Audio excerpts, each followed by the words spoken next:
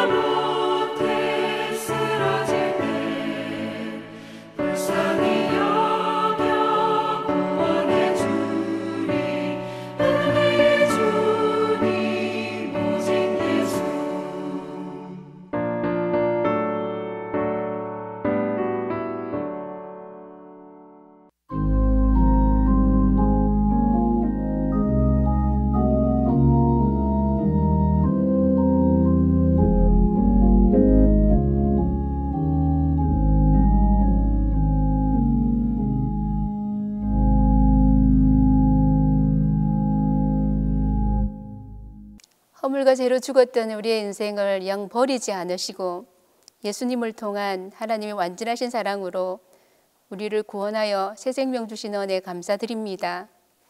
이 구원의 은혜를 늘 감격해하며 살아야 하는데 최상의 것을 우리에게 주신 하나님께 우리도 최고의 것을 드려야 하는데 그렇게 살지 못했습니다.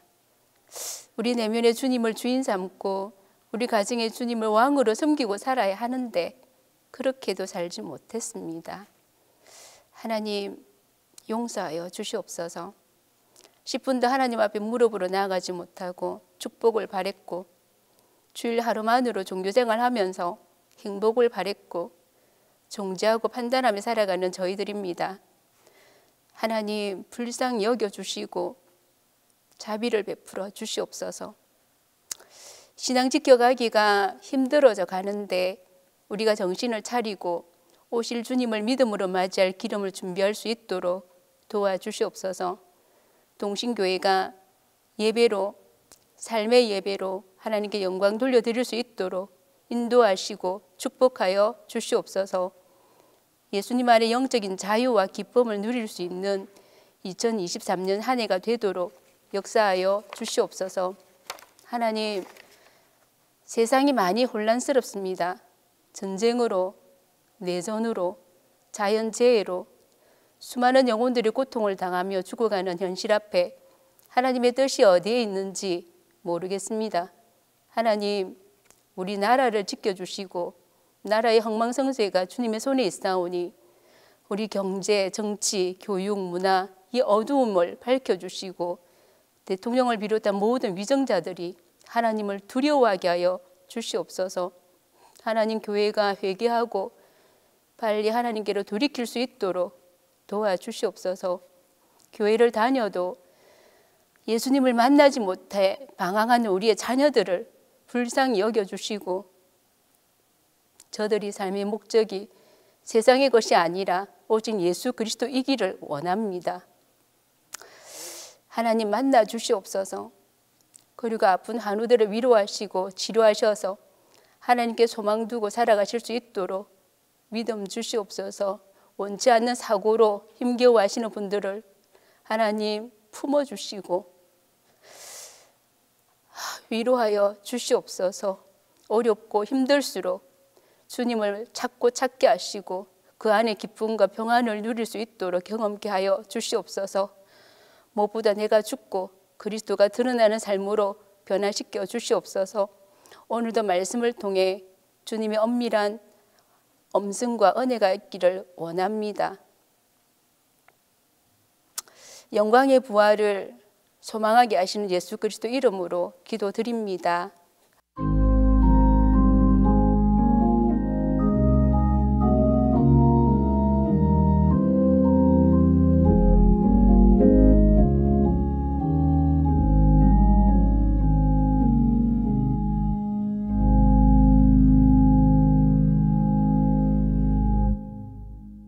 수요 예배해 주신 하나님 말씀은 마태복음 4장 1절에서 4절입니다.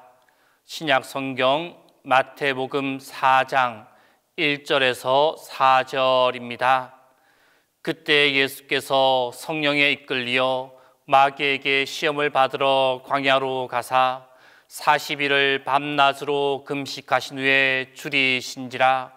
시험하는 자가 예수께 나와서 이르되 내가 만일 하나님의 아들이거든 명하여 이 돌들로 떡덩이가 되게 하라.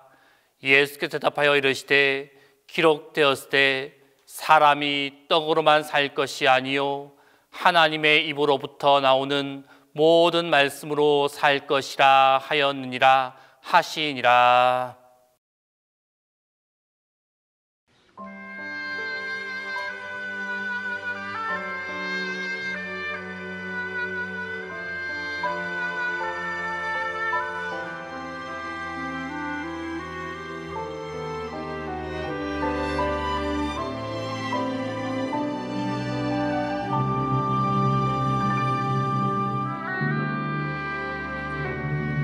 세상에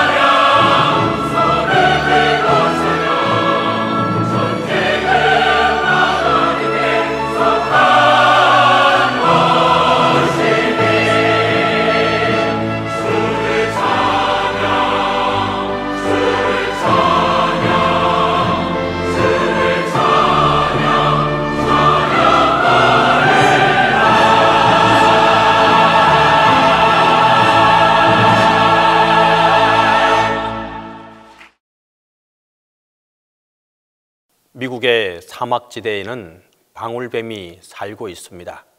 이 뱀은 무섭고 치명적인 독을 가지고 있어서 물리면 죽게 될 수도 있습니다. 그런데 이 방울뱀이 다람쥐를 잡는 방법이 아주 특이한 것으로 알려져 있습니다. 다람쥐는 호기심이 많은 동물입니다. 바로 그 약점을 이용해서 방울뱀이 먼저 꼬리를 흔들어 방울 소리를 냅니다. 그러면 나무 위에 있던 다람쥐가 그 소리를 듣고 호기심이 발동해 소리 나는 곳으로 다가가게 됩니다. 바로 그때 이 방울뱀은 기다렸다는 듯이 다람쥐를 한 입에 꿀꺽 삼켜버리고 맙니다. 죄의 유혹에 빠지는 것도 이런 모습이지 않겠습니까?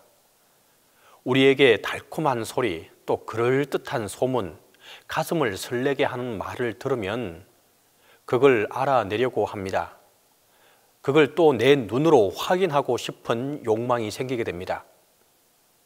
그러다 보면 안목의 정욕에 사로잡히게 되고 죄의 덫에 빠지는 것이 우리 인간의 모습입니다. 이것이 사탄이 온 천하를 꿰든 방식이었습니다.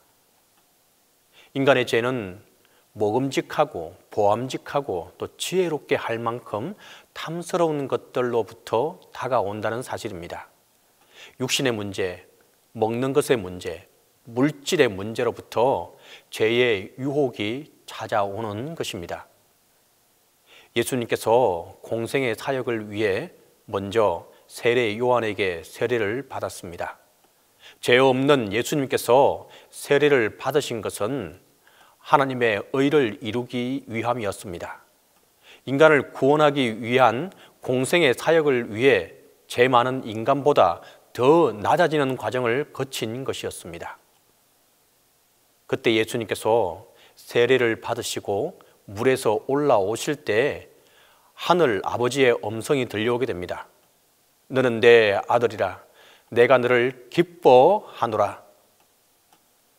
그리고는 곧바로 성령에 이끌려 마귀에게 시험을 받기 위해 또 기도하기 위해 40일간 금식하기 위해 광야로 나아가게 됩니다.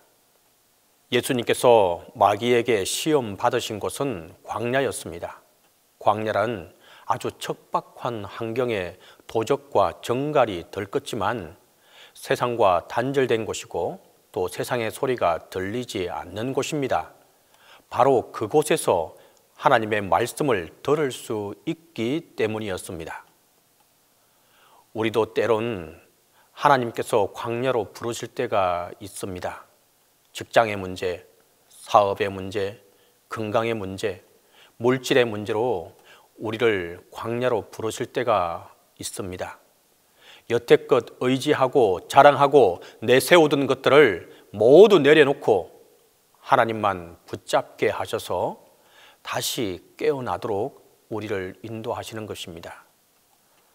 오늘 본문은 그 이후의 상황을 정언해 주고 있습니다. 예수님께서 광야에서 40일 금식하고 줄인 상황에서 일어난 일인데 본문 3절을 다시 읽어보겠습니다.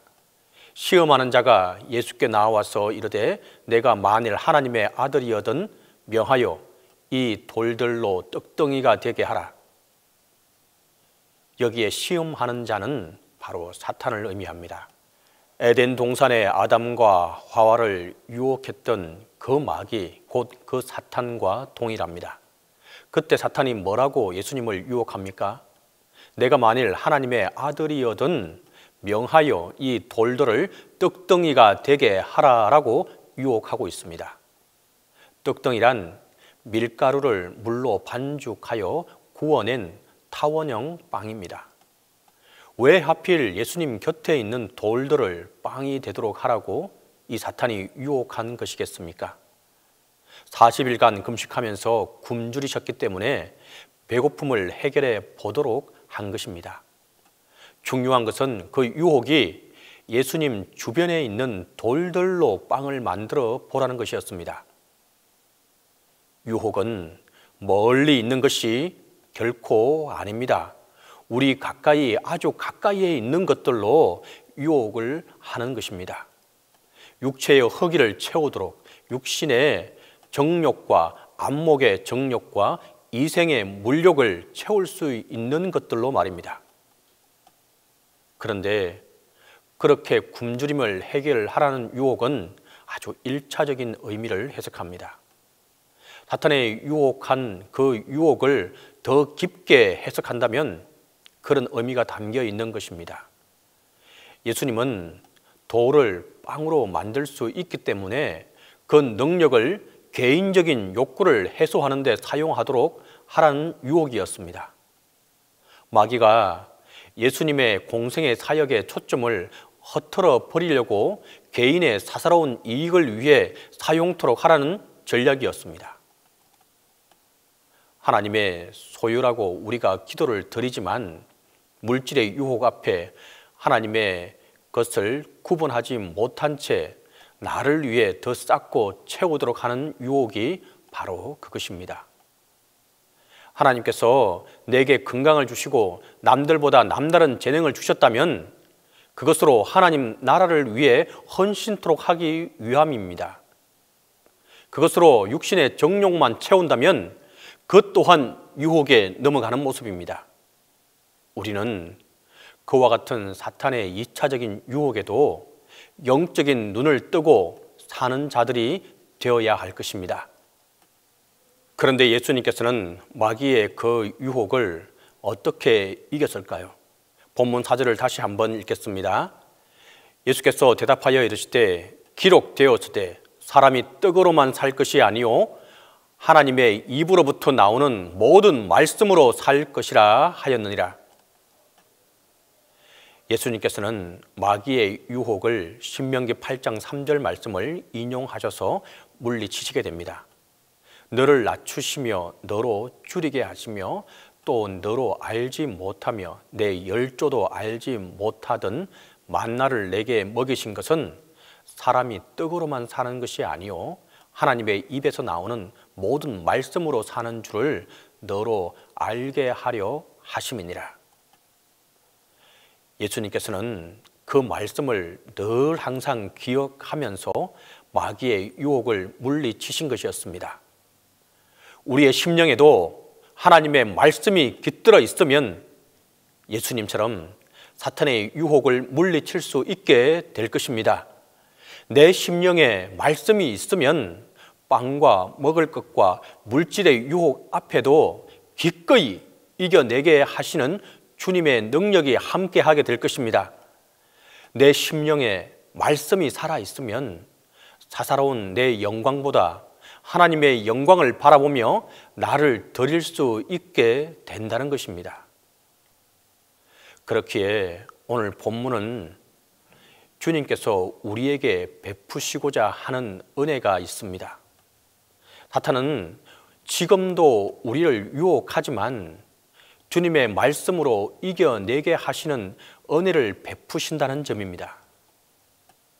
그래서 오늘 이 시간에도 성령님의 음성을 통해 주님께서 우리에게 말씀하고 있습니다.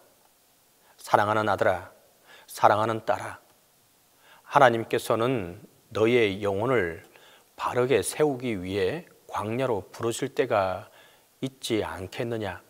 가정이나 물질이나 사업이나 또 건강 문제로 광야로 불러 내 영혼을 바르게 세우기 위해서 말이다.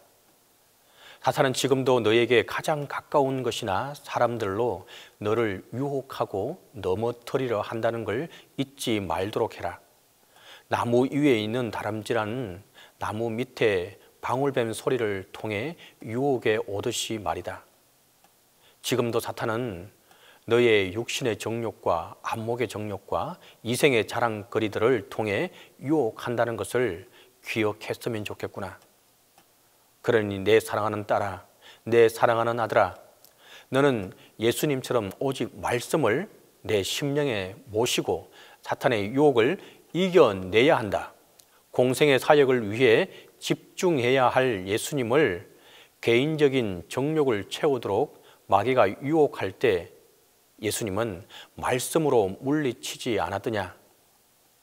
마귀의 세력은 지금도 너의 육신의 정욕과 안목의 정욕과 물질의 정욕으로 흔들어대고 있으니 내 심령에 말씀을 채워야 하지 않겠느냐. 하나님께서 특별하게 주신 재능과 은사와 물질을 하나님의 영광보다 개인적인 영광을 위해 사용토록 유혹할 때도 오직 말씀으로 내가 이겨낼 수 있지 않겠느냐. 다윗도 죄의 유혹에 넘어졌을 때 성령이 떠나지 않도록 또 말씀이 떠나지 않도록 간구하지 않았더냐. 그러니 매 순간 말씀을 붙들고 주님의 말씀과 동행하며 살아가야 마귀의 유혹을 이겨낼 수 있다는 것을 기억하기 바란다. 성도 여러분, 주님은 지금도 우리를 통해 이처럼 말씀하시고 또한 하나님 나라의 공적인 영역의 일을 하고 계시고 있습니다. 그러나 사탄은 육신의 정욕과 안목의 정욕과 이생의 자랑거리들을 오직 나를 위해서만 채우도록 유혹하고 있습니다.